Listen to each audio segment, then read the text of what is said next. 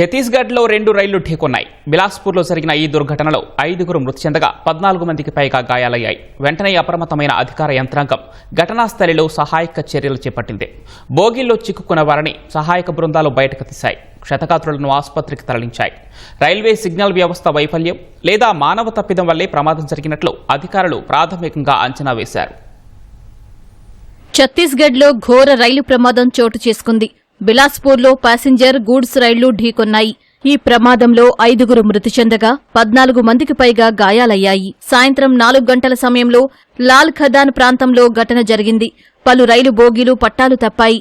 వెంటనే అప్రమత్తమైన జిల్లా యంత్రాంగం, రైల్వే యంత్రాంగం ఘటనా స్థలిలో సహాయ చర్యలు చేపట్టాయి. దెబ్బతిన్న రైలు కోచుల్లో చిక్కుకున్న వారిని రక్షించాయి. ఈ క్రమంలో 4 మృతదేహాలను వెలికితీశాయి. వైద్య బృందాలను అప్రమత్తం చేసి తీవ్ర గాయాలైన వారికి ఘటనాస్థలిలోనే చికిత్స అందించాయి. కాస్త కుదుటపడ్డాక క్షతగాత్రులను ఆసుపత్రికి తరలించాయి.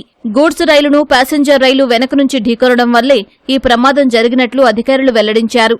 ఈ క్రమంలో ప్యాసింజర్ రైలు ఇంజన్ గూడ్స్ బోగీపైకి ఎక్కింది. ఈ ఘటన రైళ్ల రాకపోకలపై తీవ్ర ప్రభావం చూపిందని అధికారులు తెలిపారు. రైల్వే సిగ్నల్ వ్యవస్థ దెబ్బతినగా విద్యుత్ తీగలు తెగిపడ్డాయని, పట్టాలు విరిగిపోయాయని పేర్కొన్నారు. ఆ మార్గం గుండా వెళ్లే పలు రైళ్లను రద్దు చేసినట్లు చెప్పారు. మరికొన్ని రైళ్లను దారి మళ్లించినట్లు వివరించారు. ప్రయాణికులను ప్రత్యామ్నాయ మార్గాల్లో పంపించినట్లు వెల్లడించారు.